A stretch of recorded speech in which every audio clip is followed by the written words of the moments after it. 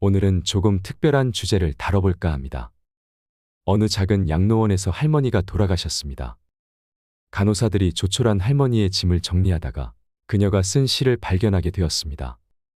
시의 내용에 감동받은 간호사들이 이 시를 복사하여 모든 간호사에게 전달하였습니다.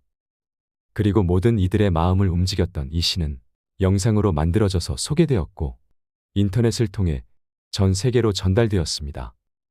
그래서 오늘은 어느 양로원 할머니의 시를 소개하고자 합니다. 아래의 글은 어느 할머니의 글일 뿐이지만 우리 모두의 현재이거나 미래일지도 모른다는 생각을 하게 됩니다. 나이 들어서 요양원에 가지 않으려면 꼭 기억해야 하는 3가지도 함께 들으시면 좋겠습니다. 어느 양로원 할머니의 시. 간호사님들, 무엇을 보시나요? 댁들이 저를 볼 때 무슨 생각을 하시나요? 현명하지 않고 변덕스러운 성질과 초점 없는 눈을 가진 투정이나 부리는 늙은 노인으로 보이겠지요. 음식을 흘린다고 핀잔을 주고 대체 왜 대답을 빨리 못하냐고 큰 소리로 말할 때면 전 정말 당신들이 조금 더 노력해 주기를 원했습니다. 당신들이 귀찮다고 나를 때리고 함부로 대할 때는 내 마음대로 움직이지 않는 몸뚱이로 저는 정말 용기를 내어 헛손질로나마 싸우고 싶었던 것이랍니다. 댁들이 하는 일도 못 알아차리는 것 같이 보이고 양말이나 신발 한 짝을 항상 잃어버리는 바보 같은 늙은 노인으로밖에는 안 보였나요? 내가 저항을 하든 말든 그것은 아무런 상관이 없다는 듯이 목욕을 시킬 때도 설거지 통그릇만도 못하고 대돌만도 못한 나의 몸뚱이에 눈물도 쏟아냈지만 흐르는 물에 감추어져 당신들 눈에는 보이지 않았겠지요. 음식을 나누어 먹는 것이 아닌 그냥 먹여주는 댁들의 눈에는 내가 가축보다 못난 노인으로 비추어졌나 봅니다. 댁들은 저를 그런 식으로 생각하나요? 당신들은 저를 정말 그런 식으로 보는 건가요? 제 팔에 든 수많은 멍자국들이 당신들 눈에는 망가진 보라색 도라지 꽃으로 보이던가요? 간호사님들, 그렇다면 이제 눈을 뜨고 그런 식으로 저를 보지 말아주세요. 이 자리에 꼼짝하지 않고 앉아서 나의 의지는 상실되어 댁들이 지시한 대로 행동하고 나의 의지가 아닌 댁들의 의지대로 먹고 온몸에 멍이 들어도 아픔을 삭혀야 되었던 제가 누구인지 말하겠습니다. 제가 10살 어린 아이였을 땐 사랑하는 아버지도 있었고 사랑하는 어머니도 있었고 형제들도 자매들도 있었답니다.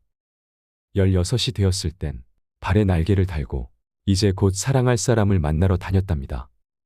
20살 땐 평생의 사랑을 지키기로 약속하여 결혼하였고 나의 가슴은 고동쳤답니다. 25살이 되었을 땐 귀여운 어린 자녀들이 생겨났답니다. 당신들도 그런 어린 시절이 있었겠지요. 서로를 안아주고 감싸주는 행복한 가정이었답니다. 30살이 되었을 땐 어리기만 했던 자녀들이 성장하는 모습을 바라보며 우리 부부는 무엇과도 바꿀 수 없는 행복을 느꼈답니다. 지금 이 순간이 영원했으면 좋겠다. 이보다도 더 좋을 수는 없겠다 생각했습니다. 40살이 되었을 땐 어리기만 했던 아들, 딸들이 성장해서 집을 떠나게 되었지만 남편은 제 곁에 있어 슬프지 않았답니다. 50살이 되었을 땐 제 자식들은 직장에서 일을 하고 손주를 제 무릎에 안겨주었습니다. 그때 비로소 인생의 맛을 다시 느끼는 제 자신을 알게 되었답니다. 마침내 어두운 날들이 찾아와 내 옆에 있던 이가 먼저 하늘로 떠나게 되면서 앞으로의 삶을 생각해보니 두려운 마음에 몸이 오싹해졌답니다. 자녀들이 모두 자기의 자식을 키우고 있는 그 모습을 보고 난 내가 알고 있던 지난 날들과 내가 주고 받았던 사랑을 한번 떠올려 봤답니다. 저는 이제 늙은이가 되었는데 참으로 우습게도 늙은이를 바보처럼 보이게 만드는 것들을 보면서 세월은 참으로 잔인한 것 같다는 생각도 해봤답니다. 몸은 망가지고 우아함과 활기는 떠나버렸고 한때는 마음이었던 것들이 이제는 묻은 돌이 되어버렸답니다. 시체와도 같은 이 늙은이 속에는 아직도 어린애 같은 마음은 살아있어 가끔씩은 다 망가진 이 가슴도 부풀어 오르는 때가 있답니다. 좋아하는 사람이 생겨 젊은 시절처럼 사랑도 하고 싶다는 꿈도 꾸어본답니다. 즐거웠던 일들을 기억해보고 고통스러웠던 일들도 떠올려보면서 저는 지금 다시 한번 용기를 내어 삶을 사랑하며 살아가려 합니다. 너무 짧고 빨리 지나간 지난 날들을 생각하면서 영원한 것은 아무것도 없다는 엄연한 현실을 받아들이기로 했답니다. 이제 사람들이여 눈을 떠보십시오. 투정이나 불의는 늙은이로 보지 말고 좀 더 자세히 나를 봐주세요. 당신의 아버지는 아니나 아버지일 수도 있고 당신이 어머니는 아니나 어머니일 수도 있습니다. 그냥 가축에게 모이를 주듯 하지 마세요. 그냥 먹고 싶습니다. 멍들게 하지 마세요. 가슴속에 멍을 안고 떠나지 않게 해주세요. 사는 동안의 하나뿐인 나의 간절한 소망입니다. 이 글을 보니 무슨 생각이 드시나요? 인간은 태어났다가 생로병사를 거치며 결국은 죽습니다. 대자연의 섭리 속에서 펼쳐지는 한편의 드라마와도 같은 인생사에서 지금 우리는 어디를 향해 가고 있을까요? 시대적 고려장이라고 불리우는 요양원의 현실이 이렇다는 것이 적나라하게 표현된 내용에 공감을 하면서도 어쩐지 애잔한 마음이 남습니다. 남의 일이 아닌 바로 나에게도 다가오고 있는 길이라는 현실에 씁쓸함도 느껴집니다. 우리는 왜 요양병원에 가야 하는가? 우리는 왜 요양병원에 보내야 하는가? 우리는 왜 요양병원을 끊을 수 없는가? 요양병원과 요양원이 과연 누구를 위해 존재하는 것일까 생각해 보셨나요? 이것은 시대의 흐름에 따라 필요하게 되었고, 현재는 없어서는 안 될 산업이 되어 버렸습니다. 그곳은 정말 병원일까요? 사실은 모두가 알고 있습니다. 죽기 직전까지의 시간을 최대한 버티는 곳이라고 말이죠. 모든 자식들이 그런 것은 아니겠지만, 늙은 부모가 귀찮아서 돈 몇 푼이면 해결된다는 아니란 생각에 요양원으로 보내지는 노부모들이 많아지고 있습니다. 그때 부모님의 슬픈 얼굴을 자세히 들여다보는 자식들이 얼마나 될까요? 애써 외면하고 모른 척 해야 하는 현실에 자식들의 가슴도 무너지는 경우가 많을 것입니다. 똑바로 쳐다보지 못하는 자식들의 면전에서 부모는 애써 슬픔을 보이지 않으려 굳어만 가는 얼굴에 미소를 띄웁니다. 나는 걱정하지 말고 잘 살라는 부모의 말 한마디가 팍팍한 현실을 살아가는 우리들의 가슴에 얼마나 와닿을 수 있을까요? 지금 한국의 사회는 진짜 많이 특이한 구조입니다. 정말 기형적인 구조가 되고 있습니다. 왜냐하면 아이를 낳지 않습니다. 그리고 결혼도 정말 많이 안 합니다. 결혼을 하고도 아이를 안 낳는 부부들도 많지요. 한 집에 아이가 한 명도 안 되는 구조입니다. 노인층은 급속도로 많아지는데 새로 태어난 사람들은 없지요. 그럼 지금 30, 40대의 사람들은 20년 뒤 60살이 되었을 때 70대, 80대의 부모들을 부양해야 합니다. 그래서 이제는 노인이 노인을 부양해야 하는 시대라고도 할 수 있습니다. 스틸라이프라는 영화를 보면 주인공이 거두어들이는 시체들 대부분이 고독사입니다. 공무원이 직접 처리를 해서 장례를 치러줍니다. 그리고 그 장례식에는 아무도 참석하지 않지요. 아픈 부모를 자식들은 돌보지 않고 찾아오지도 않습니다. 전혀 본 적도 없고 친분도 없지만 나라의 녹을 받고 살아가는 공무원이기에 해야 하는 일입니다. 그렇게 삶과 죽음에 대해서 깊게 성찰을 하게 되는 작품입니다. 이 영화 속의 이야기가 이제는 우리 현실과 괴리가 있다고 느껴지지는 않습니다.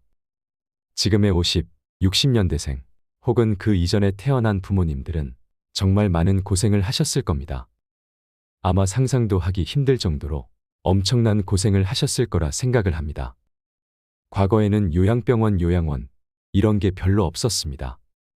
그럼 부모님이 편찮으면 자식이 다 했을 겁니다. 아니면 시집온 며느리가 도맡아 해야 하는 상황도 많았습니다. 그렇게 수십 년을 살다 보면 내 나이가 60이 되는 거죠. 이 얼마나 비참한 인생인가요? 이제는 세상이 바뀌어서 인식도 많이 달라지고 굳이 힘들게 부양하지 않아도 된다고 생각을 하는 사람들도 많아졌지만 막상 보내려고 하면 여러 가지 문제들이 봉착하게 됩니다. 그만큼 쉽지 않은 결정인 것은 자명합니다. 요즘에는 요양병원과 요양원에 많이 보냅니다. 먼저 요양병원의 간병비는 장기요양보험의 대상이 아니기 때문에 환자나 간병인이 100% 본인 부담을 해야 합니다. 예를 들어 한 병실에 6명이 입원해 있다면 40만 원씩 거두면 총 240만 원이 됩니다. 그럼 간병인이 240만 원의 월급을 가져가는 거죠. 일반적인 요양병원에 입원을 시키면 법정 본인 부담금이라는 게 있습니다. 그게 보통 60만 원 정도가 되는데 기저귀 비용 등을 더하면 110만 원 정도는 잡아야 합니다. 시설이 좋은 곳은 간병비를 80만 원까지도 받습니다. 병원마다 차등이 있지만 110만 원이 최소한의 금액이라는 거죠. 그리고 시설 운영이 잘 되지 않는 곳은 시설의 질을 높이려고는 하지 않고 간병비를 낮추는 것에만 혈안인 경우가 많습니다. 그런 곳은 보내놓고도 기분이 찜찜합니다. 시설 투자나 서비스 질에 대해서는 노력이 없고 환자 유치에만 심혈을 기울이는 곳에 입원해 있으면 좋은 게 별로 없습니다. 그래서 가격이 합리적이면서 좋은 요양병원을 찾기란 하늘의 별 따기라는 것입니다. 두 번째로 요양원은 만 65세 이상이 되어야 가능합니다. 그리고 등급도 나뉘어져 있습니다. 그리고 상주하는 의사도 없습니다. 의사가 없는 게 정말 크지요. 실제로도 요양원에 입소한 어르신들 중에서는 큰 문제가 있음에도 불구하고 제때 치료를 받지 못하는 경우도 많이 있습니다. 그래서 사회적 문제가 된 경우들도 많습니다. 국비 지원이 된다고 하지만 그게 얼마나 질이 좋은 서비스를 제공할까요? 실제로 지금 요양원의 구조는 인력이 부족해서 혼자서 20명, 30명을 보는 시스템이라고도 합니다. 상대적으로 지원이 많은 국공립 요양시설은 들어가기도 어렵습니다. 지금 당장 입주되기를 해도 4년을 기다려야 합니다. 우리나라 요양원의 현실은 그냥 지나간 뉴스들만 봐도 별로 좋지 않다는 인식을 가지게 됩니다. 불과 이틀 전에 이런 기사가 났습니다. 요양원 입소 한 달 만에 멀쩡하던 아버지가 반송장이 되었다고요. 대형 병원을 찾아가 보니 요양원에서 밥을 억지로 먹이는 과정에서 흡인성 폐렴이 왔고 약물 과다 복용으로 신장 기능이 약화됐을 뿐만 아니라 영양 결핍과 탈수 증세까지 와서 중환자실 입원이 불가피하다는 설명이 돌아왔다고 합니다. 그런데 요양원 측에서는 우리가 오히려 난폭행동을 견뎠다고 말합니다. 모든 요양원과 요양사분들이 그렇다는 것은 아니지만 요양시설에 부모님을 보낸 수많은 보호자들이 혹시 내가 선택한 요양원은 아닌지 걱정할 수밖에 없는 기사이지요. 요양원은 종신형을 받은 죄수를 가두는 감옥이 아닙니다. 그런데 한국의 요양원은 꼭 감옥 같다고 말씀하시는 분들이 많습니다. 보건복지부가 발표한 현황에 따르면 시설 내 학대 건수가 급속도로 증가하는 추세라고 합니다. 죽음마저도 두렵고 비참하게 만드는 이 현실이 너무도 안타까울 뿐입니다. 그래서 노인분들도 이런 기사들을 많이 접하면서 요양시설에 일단 들어간다는 것 자체가 내가 죽으러 가는구나 라고 생각하게 됩니다. 인생의 끝자락에서 모든 것과의 이별을 준비해야 함을 알면서도 자식에게 버림받는 느낌을 받는 분들도 많습니다. 실제로 자신들이 감당하기 싫고 힘드니까 시설에 보내는 것은 부정할 수 없는 사실일 것입니다. 물론 자식에게 좋은 부모가 아니었다면 결정은 더욱 뻔할 것입니다. 그런데 한번 생각해 보세요. 아무리 좋은 호텔에 가도 우리 집만한 곳이 없다고 느끼는 것이 사람 마음입니다. 내가 아무리 돈이 많아서 최상급, 최고급 요양시설에 들어간다고 해도 내 집에 오고 싶은 마음이 당연할 것입니다. 익숙한 환경과 익숙한 사람들이 있는 곳이 제일 좋다는 것입니다. 어떻게 죽을지 준비를 하는 것도 나이가 들면 자연스럽게 생각을 해볼 문제라고 생각합니다. 만약 이 모든 것이 거스를 수 없는 시대의 흐름이라면 막연하게 걱정만 하고 있기보다는 노후를 행복하게 보낼 준비를 내가 직접 해야 하지 않을까요? 나이 들어 요양원에 가지 않고 독립하여 노후를 건강하게 보내려면 이것 세 가지만 기억하시면 좋겠습니다. 첫째는 육체적 독립입니다. 노후에 요양원에 가지 않고 다른 사람에게 의존하지 않으려면 육체적인 면에서 독립할 수 있는 능력을 갖추는 것이 가장 중요합니다. 건강 수명을 늘려야 하는 것입니다. 이를 위해서는 먼저 기초 체력을 유지하는 것이 매우 중요합니다. 기초 체력을 유지하려면 먼저 근력 운동을 하셔야 합니다. 나이가 들어갈수록 걷지 않으면 걷고 싶어도 못 걷게 된다는 말이 있습니다. 누우면 죽고 서면 산다는 말도 있지요. 나이 들어 근력이 줄어드는 순간 급속도로 노화가 시작됩니다. 인생 후반기를 살아가시는 분들은 갑자기 하반신이 가늘어지는 경험을 하시는 분들이 많으실 겁니다. 일찍 골다공증이 찾아오는 경우도 있고 허리나 어깨가 굽거나 상체가 앞으로 기우는 경우를 겪게 됩니다. 무릎도 온전히 피지 못하고 구부러진 상태로 굳어버리게 되는데요. 이것은 근력이 약해져서 근육이 우리 몸을 지탱해주지 못해서입니다. 이러한 증상이 심해지면 팔과 다리에 힘이 없어져서 일상생활을 정상적으로 영위할 수 없게 됩니다. 노후에 다른 사람에게 의존하지 않고 독립적인 삶을 살려면 근력을 유지하는 것이 그 무엇보다도 중요합니다. 아령을 들고 발 뒤꿈치를 들었다 내렸다 하거나 다리를 어깨 넓이로 벌리고 서서 무릎 높이까지 앉았다 서기를 한다거나 또는 누워서 윗몸 일으키기를 하는 등 꾸준히 근력 운동을 해보시길 바랍니다. 그리고 유산소 운동도 중요한데요. 대표적인 유산소 운동으로는 걷기나 줄넘기 하기, 수영과 자전거 타기 등 매우 다양합니다. 몸에 무리가 가지 않는 선에서 나에게 맞는 유산소 운동을 찾아서 꾸준히 해보세요. 제가 하나만 고른다면 걷기 운동을 추천하고 싶습니다. 왜냐하면 걷기는 언제 어디서나 누구나 할 수 있는 운동이기 때문입니다. 그리고 중요한 것이 균형 운동입니다. 우리나라 65세 이상 어르신들 중에 낙상사고로 사망하는 경우가 정말 많습니다.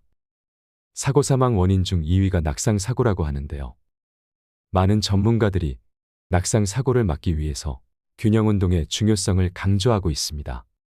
제일 간편하고 확실한 방법은 한 발로 서기 운동입니다. 한 발로 서기는 균형 감각을 익히기에도 효과가 있고 혼자 어디서나 할 수 있다는 장점이 있습니다. 먼저 두 눈을 감고 오른발로 섭니다. 그리고 왼발은 무릎을 45도 구부린 채 지면에서 15cm 정도 높이로 듭니다. 두 손은 허리에 대면 됩니다. 쉬운 것 같아도 눈을 감고 한 발로 서면 우리가 몇 초 동안이나 버틸 수 있을까요? 한번 해보시면 상당히 어렵다는 것을 알 수 있습니다. 실제로 한 발 서기를 해보면 앞뒤 양옆으로 몸이 이리저리 흔들리고 얼마 지나지 않아서 다리가 뻐근해집니다. 그만큼 평소에 쓰지 않던 근육을 많이 사용하기 때문이지요. 꾸준히 하시면 균형 감각도 향상되면서 한 발로 서서 버티는 시간도 늘어납니다. 둘째는 정신적 독립입니다. 나이 들어서 정신적으로 독립하기 위해서는 무엇이 필요할까요? 가장 중요한 것은 치매에 걸리지 않고 우울증에 걸리지 않는 것입니다. 먼저 치매에 걸리지 않으려면 어떻게 해야 할까요? 아직 치매 백신은 개발되지 않았고 치매를 치료하는 약도 없습니다. 지금까지 개발된 치매 약은 치매 악화를 지연시키는 효과만 있을 뿐입니다. 그래서 우리가 치매 예방을 위해서 할 수 있는 것은 생활 습관을 바꾸고 식생활을 개선하는 것이 최선입니다. 쉽게 실천할 수 있는 생활 습관으로 음식을 꼭꼭 씹어 먹는 습관을 기르셔야 합니다. 우리가 음식을 씹으면 그것만으로도 뇌의 혈류량을 증가시켜 뇌를 활성화시킵니다. 잘 씹는 습관이 치매를 예방해주는 효과가 있는 것이지요. 껌을 자주 씹는 것도 도움이 될 수 있습니다. 그리고 일기를 쓰는 습관도 길러보세요. 치매 환자들에게는 한 가지 특징이 있습니다. 치매 초기에는 장기 기억은 잘 회상하면서도 단기 기억은 잘 기억해내지 못하는 것입니다. 그 이유는 단기 기억을 만들어내는 기관인 해마라는 부위가 망가졌거나 기능이 떨어지기 때문입니다. 이를 막으려면 매일 일기를 쓰는 것이 좋습니다. 일기를 쓰면서 생각을 떠올리면 그것이 해마에 자극을 주어 해마의 기능이 퇴화되는 것을 막고 더 나아가서는 향상시키기까지 한다고 전문가들은 이야기합니다. 그리고 새로운 일에 도전하고 머리를 많이 쓰는 생활 습관을 들이세요. 뇌는 자극을 먹고 산다고 할 만큼 끊임없는 자극을 원합니다. 자극 중에서도 뇌가 가장 좋아하는 자극은 바로 새로운 자극입니다. 뇌가 환호하는 자극이 될 수 있는 것을 많이 경험해 보세요. 예를 들면 새로운 악기를 연주하는 것을 배운다거나 새로운 요리법을 배운다거나 새로운 노래나 춤 등을 배우는 것이 모두 뇌를 건강하게 만드는 방법이 됩니다. 낯선 곳으로 여행을 떠나는 것도 좋고 한 번도 가보지 않은 낯선 길을 가는 것도 뇌에 신선한 자극이 되어 활기 넘치게 합니다. 또한 사회활동에 적극 참여하는 생활 습관도 만들어 보세요. 되도록이면 젊었을 때처럼 여러 사람들과 자주 만나 어울리는 것이 치매 예방에 큰 도움이 됩니다. 여러 사람들과 만나 대화하고 다양한 사회 활동을 같이 하는 것이 뇌에 좋은 자극을 줍니다. 집에서 혼자 머무르는 것이 바로 치매로 가는 지름길이라는 것을 잊지 마시길 바랍니다. 그리고 늘 웃으며 즐겁게 생활하세요. 전문가들은 웃으면 뇌가 젊어진다고 말합니다. 왜 그럴까요? 웃음은 좌뇌와 우뇌를 같이 자극하고 얼굴 근육의 움직임을 통해 뇌 회로를 활성화시키기 때문이라고 합니다. 우리가 기분이 좋으면 뇌의 혈류가 활발하게 흐르고 이로 인해 의욕이 넘치며 몸에 활력이 돌게 됩니다. 웃음의 효과가 참 대단하지요. 그런데 우리 뇌는 특이한 점이 있습니다. 그것은 바로 뇌는 진짜 웃음과 가짜 웃음을 구분하지 못한다는 점입니다. 그래서 웃기지 않아도 억지로라도 웃으면 진짜 웃음의 효과가 있다고 합니다. 그러니 오늘부터는 억지로라도 많이 웃으시기 바랍니다. 다음은 우울증에 대해서 말씀드리겠습니다. 나이 들어서 정신적 독립을 하는데 방해되는 것 중 하나가 바로 우울증입니다. 우울증은 치매의 원인이 되기도 하고 치매가 시작되고 있을 시기에 우울증 증상이 나타나는 경우가 많습니다. 이러한 이유 때문에 노인성 우울증과 치매를 구분하기 힘든 경우가 참 많습니다. 일반적으로 우울증이 치매를 촉진시킬 가능성이 있기 때문에 되도록이면 빨리 우울증을 치료해야 합니다. 우울증에 걸리지 않으려면 매사에 비관적 마음보다는 긍정적이고 낙관적인 마음가짐을 갖고 생활하는 것이 가장 중요합니다. 아직 다가오지 않은 일을 미리 걱정하지 말고 지나간 과거에 대해서 후회하지 마세요. 현재를 즐기시며 살아가시길 바랍니다. 세 번째로 경제적 독립입니다. 우리는 지금까지 우리가 경험하지 못한 100세 시대에 살고 있기 때문에 이전과는 달리 경제적 독립을 위한 준비를 더 일찍 시작하는 것이 필요하다고 생각합니다. 정년 후에도 제2의 직업이 필요한 시대입니다. 그래서 할 수만 있다면 일을 계속하는 것도 좋습니다. 꾸준히 자기 개발을 하고 새로운 것을 피하지 말고 할 수 있다는 마음가짐으로 무엇이든 배워보세요. 이걸 배워서 뭐해? 라고 생각하지 마시길 바랍니다. 이런 습관과 정신력이 쌓여서 다른 사람에게 의존하지 않는 강인함을 가지게 되는 것입니다. 그래야만 노후에도 경제적으로 독립하여 건강하고 행복한 노후 생활을 할 수 있을 것입니다. 사람이 나이 들고 늙고 병이 드는 것은 당연한 순서이지만 저는 죽음 앞에서 온전한 정신과 육체를 최대한 유지하고 싶다는 생각을 하곤 합니다. 기억의 연결이 완전히 사라지면 그것은 살아있어도 이미 죽은 것이고 내 마음대로 움직이지 못해서 괴로운 심정은 말할 수 없는 고통이 될 것이라는 생각이 들었기 때문입니다. 가족이 큰 질병에 걸리면 사실 웃을 일이 하나도 없습니다. 그냥 모두가 괴롭고 삶 자체가 힘들어집니다. 대부분 돈 문제로 시작해서 싸우게 되고 부양의 문제로 자녀들이 다투게 되는 것은 당연한 수순일지도 모릅니다. 그 모습을 바라보는 부모는 얼마나 마음이 아플까요? 아무것도 해줄 수 없는 현실에 눈물만 흐를 것입니다. 그러니 우리는 움직여야 합니다. 그래서 사는 동안 건강하고 행복해야 합니다. 법륜스님께서 말씀하신 인생 조언 4가지가 있습니다.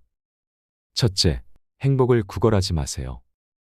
남이 어떻게 나오느냐에 따라서 행복과 불행이 결정된다는 것은 내 인생의 칼자루를 남이 들고 있는 것이나 마찬가지이기 때문입니다. 남이 어떻게 하든 나는 아무 문제 없다는 중심을 잡고 당찬 마음으로 내 인생을 살아가세요. 둘째, 모르면 물어서 알면 되고 틀리면 고치면 되고 잘못했으면 뉘우치면 됩니다. 이것이 어떤 조건에서도 주눅들지 않고 내가 내 인생의 주인공으로 살아가는 방법입니다. 이런 자세로 인생을 살면 겁날 것이 없습니다. 셋째, 인생에는 정답이 없습니다.